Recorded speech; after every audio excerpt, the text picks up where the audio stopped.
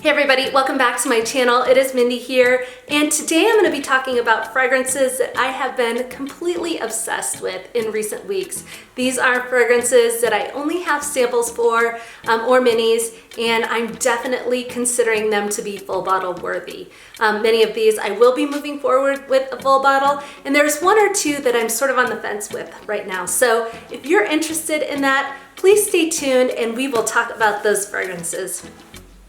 One thing I wanted to just mention is that I am absolutely loving the fragrance community. This community has just been such an incredible distraction for me. I follow various forums and there are so many things that just give me joy. I find so much humor in the people talking about going on a no-buy and then the next second they buy fragrances. It's almost impossible to do that as a fragrance enthusiast.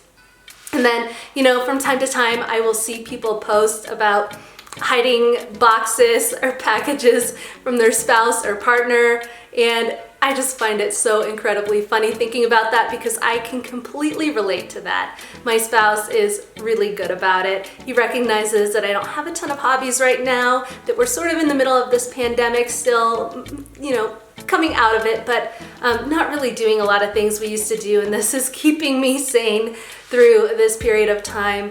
And I saw something also this morning where somebody mentioned that all fragrance packages should come in a container or something indicating that it was a prize you won, so that it doesn't look suspicious and it's disguised as something you won instead of something you bought, which I thought was really creative, and we need to do that.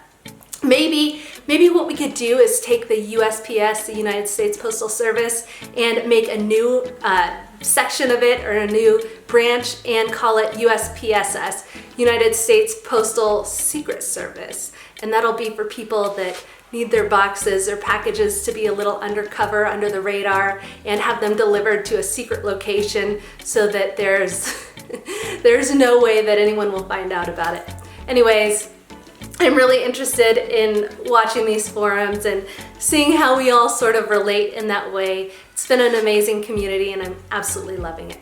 So now I will go on to the fragrances that I am obsessing about at the moment. Now, the first fragrance is Ralph Lauren Woman. And I've mentioned in the past that I have this sort of strained relationship with white florals, and that still seems to be the case, but I think, it depends on the white floral, right? So I do tend to like gardenia. I think I'm discovering that I like tuberose. Jasmine I may be on the fence with, and so I'm in orange blossom as well. I'm not so sure about yet. And so I want to keep discovering, keep exploring, and figuring out what the right white florals for me are. I have been smelling Terracotta by Guerlain recently, kind of digging into Rouge Malachite by Armani Privé, and they are starting to be more appealing to me, so I'm wondering if my senses are changing. What may be the case, I wonder, is if there are white florals and they're sort of balanced out by sweetness, by fruitiness, maybe I find them to be more appealing. So with this particular fragrance, Ralph Lauren Woman has pear, blackcurrant, rhubarb, and then in the mid is tuberose, orange blossom, and Turkish rose. And then the base is hazelnut, sandalwood, and woody notes. And this just seems to be not mature, but not in a bad way. It's alluring, it's classy, it's one that I would wear in a business setting, and it's one, that I really, really enjoy. I have tried the intense version of this fragrance and I liked it. It didn't stand out to me, so I think I need to do a little bit more exploration, and that's why when I said there's one or two that I'm not totally sure about yet, I want to continue to dig into other white florals like this and see if there are others that would fit better in my collection. So I'm thinking specifically about Dolce & Gabbana, The Only One, Intense, Ralph Lauren Woman Intense, and maybe exploring what the right one is for me.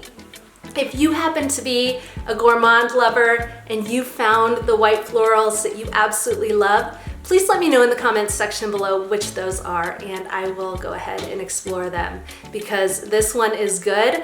I just don't know if it's the right one that I want to bring in right now. I have this mini, I'm going to continue to play with it, but I'm really enjoying this fragrance, and I think for me, again, it's sort of that classiness, that sophistication that comes from it, but it does have that fruity sweetness that I enjoy in an elegant fragrance. So that is Woman by Ralph Lauren.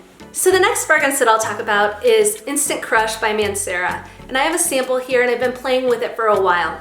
I sprayed this in my kitchen a while ago, and that scent had me coming back for more time and time again when it was sort of sitting there, and I really enjoyed it. It is beast mode, it is powerful, so I do think this is the sort of fragrance that you want to go easy on the trigger with, but it's a good one. It's one I'm really enjoying, and I feel like I'm picking up in this one almost like an incense vibe, but I think that must be coming from the saffron ginger mixed with the patchouli because there is not incense in this fragrance, but it's sort of that depth that comes from incense that I'm smelling, maybe a little bit of woodiness too. A lot of people compare this fragrance actually to Baccarat Rouge 540, and I can see where they draw that similarity, but to me it doesn't smell the same. I think they're two different fragrances. I don't think they would be redundant in anyone's collection if you had both. This one comes off to me to be a little bit more strong. I find Baccarat Rouge 540 to be fairly sophisticated and elegant, so it's the kind of fragrance you can wear anywhere, at least in my opinion. This one I probably use just a little bit more discretion on when and where I wear it, but that's not to say that it's a bad fragrance. I really do enjoy it, and both Baccarat Rouge 540 and Instant Crush by Mancera are stunning fragrances. I enjoy them both, and this is one that I might be adding to my collection here in the near term. Okay, the next fragrance that I want to talk about is Miss Dior Absolutely Blooming, and I find this fragrance to be stunning. It's beautiful, it's alluring, and feminine. This is one that I think would make a beautiful wedding day scent because it's sweet, but in a sophisticated way. It's one that I find would be so likable, so wearable, so crowd pleasing that if you were to wear this on your wedding day, it would be absolutely stunning. It's also the type of fragrance that I think someone could easily pick as their signature scent. It's an easy reach type of fragrance. You're going to smell nice when you wear this. I can't imagine there are a lot of people that would dislike this fragrance. It's just very, very pretty. Now what I'm picking up here is some fruitiness, and there's raspberry, pomegranate, and blackcurrant here. There's also May Rose and peony, so there's a little bit of a floral component, and it all comes together beautifully in a composition with white musk at the base. So if you're looking for a fruity fragrance that is sophisticated, it's sweet, and it's very wearable for multiple occasions, I do think that Miss Dior Absolutely Blooming is one to consider. It's not groundbreaking, it's along the lines of a flower bomb or a La Vie Belle in the sense that it's sort of fruity, that it's sweet, but I do find this one to be pretty, and I don't think it would be redundant to have in my collection, even though I have fragrances like this. This is one I think I just need to pull into my collection. It's beautiful. I find myself reaching for it from time to time, and at this point I only have the sample from Fragrance Net, and I think I need to pull a full bottle in. So that is Absolutely Blooming by Dior. All right, the next fragrance I want to touch on is 100 Silent Ways by Nishane. And this was actually recommended to me by a subscriber who did warn me there's white florals in this, but thought that I might like it. And thank you for that. I really, truly appreciate those recommendations. That's why I'm here. That's why I wanted a channel to connect with other people who have similar tastes to me. So thank you for that. Now, I was already sort of on the path of this fragrance because Maisie Fragrances has mentioned this a couple times, and I was intrigued by it from her commentary on it, but I am absolutely digging this fragrance. Now, one thing I'll mention, when I first smelled this, it reminded me of something I was familiar with, and I couldn't figure out immediately what that was. Sniffed it, it's my scent of the day, by the way.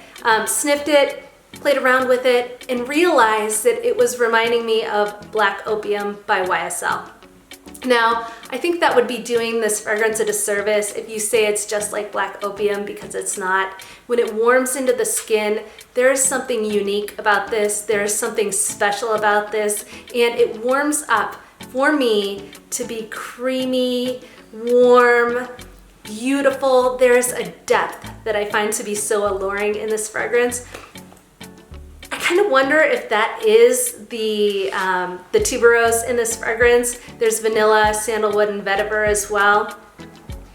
Yeah, I find this one to be fantastic. I really enjoy it. The one thing I'm worried about here is that this does come at a fairly high price point, and so it's one that I need to consider, think about the other fragrances that are in my wants list, and figure out where it lands. What I found with this fragrance is that I could not get enough of it. I had it on my hand the other night and I just kept going back time and time again to sniff it. And that's when you know that a fragrance is really catching your attention, when you can't get enough of it. And that was the case with this particular fragrance.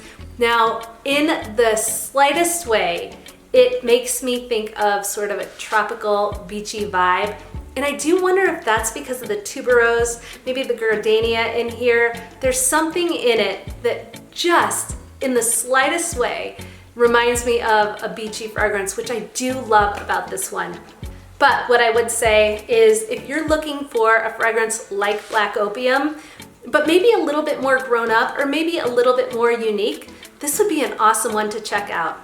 I actually wish, back when I was on my fragrance binge, trying to soak up all of the really popular fragrances like Black Opium, Flower Bomb, La Vie Belle, Guerlain, all of those, I wish I would have actually gotten this fragrance instead of Black Opium, just because it has sort of more of a grown-up vibe. It's similar, but to me it's more alluring, it's more likable, it's more wearable. Black Opium tends to have some sort of quality that I haven't been able to pinpoint just yet, that I do find to be, not cloying, that's not the right word, but I just find it to be overpowering and the slightest bit off-putting to my nose. And so I do find this to be a preferable fragrance. That is 100 Silent Ways by Nishane. Definitely one that I'm going to consider moving forward with a full bottle in the future. Okay, the last fragrance I wanted to touch on that is absolutely rocking my world at this moment in time is Bois Dore by Van Cleef and Arpels. This fragrance is intoxicating, it's alluring, it's sensual, and dare I say, breathtaking. I'm absolutely digging this fragrance. And when I looked back in my notes, I first ordered this in 2020, by the way, from FragranceNet, got it in a sample. And I looked back in my notes from when I first got this, and it said that it was too masculine for my taste. And so I must have put it to the side, and Gabby Loves Perfumes is the person I first heard talking about this fragrance. That's when I got the sample. Well, I've heard videos recently where she's brought it up again, and made me go back and rediscover this fragrance, and I am so glad that I did, because it is incredible. Now, to my nose, as I've explored this a little bit more, I do find it to be completely unisex. A man could wear this and smell amazing. A woman can wear this. It has sort of a softness to it that works very well with a woman's skin, at least as I see it. Now, in this fragrance is mineral notes and black pepper at the top. There is vanilla, almond, tobacco, and cedar at the mid. And then in the base is tonka bean, teakwood, and musk. And what a stunning composition this fragrance is. It is smooth. It's blended so beautifully. The mineral notes make me actually think of those bottles of Goldschlager with the gold in them. It makes me wonder, how does that come into play? I thought the mineral notes might smell a little bit synthetic, but they don't. I mean, like I said, this is composed beautifully. It's blended beautifully, and I just love the creaminess. There's slight powderiness, maybe from the tonka bean. It's just a stunning fragrance. You have to get your nose on. This is not one that's easy for me to explain. The almond has some warmth. I love fragrances that have tobacco, especially masculine fragrances that have tobacco. I found those work very well in men's scents. And I don't have it in a lot of my feminine fragrances, but in this one, it just smells incredible. Believe me, this is one you gotta get your nose on, you gotta test out. I wouldn't recommend buying a full bottle. I actually went to go buy a full bottle the other day, and it's no longer on FragranceNet, it's no longer on Fragrance X, it's harder to find, and the vendors that have it right now are asking for a little bit of a premium. And so I did pay a premium to make sure I could get this in my collection soon. I'm wondering if the manufacturer is still producing this or something, because I did see one site say that they'll have it back in June. So maybe there's just a little bit of lapse in availability. I don't know. But as a fragrance enthusiast, when you see that something's not available or it becomes more rare, it makes you want it even more. At least that's been my experience. And that seems to be the case with this one, at least right now. So I moved forward with a full bottle. It's one that I really, really enjoy. If I were to be stranded on a deserted island, hopefully with my husband and my kids, and I could only take 3 fragrances with me, there are a couple feminine fragrances I'd take, and like I said, this one's unisex. I think I'd probably take this one with me. This one just has this alluring quality. I wear this for myself. I don't wear it for anyone else, and I tend to be that way with fragrance in general. I just like to first smell something that smells nice throughout the day, and second, to really put me in the right mindset. And this fragrance does that. It puts me into a cheerful, happy mindset, and that's one thing that I really love about this. Obviously, I'm really stoked and pumped about this one. I just recommend getting your nose on this to see if it's one you enjoy as well. But definitely one I'm very excited to be adding to my collection in the near term. That is Bois Dore by Van Cleef and Arpels. All right, thank you for watching this video on the fragrances that I'm obsessing about right now, fragrances that I'll probably be moving forward with a full bottle if I haven't already. As always, I appreciate you guys. If you enjoyed this video, please like it and subscribe to my channel. I am having so much fun engaging with you guys, talking with other people who have the same hobby as me, that love fragrances, that love exploring fragrances, digging into fragrances. I appreciate you guys, and as always, have a great weekend, and I'll see you soon.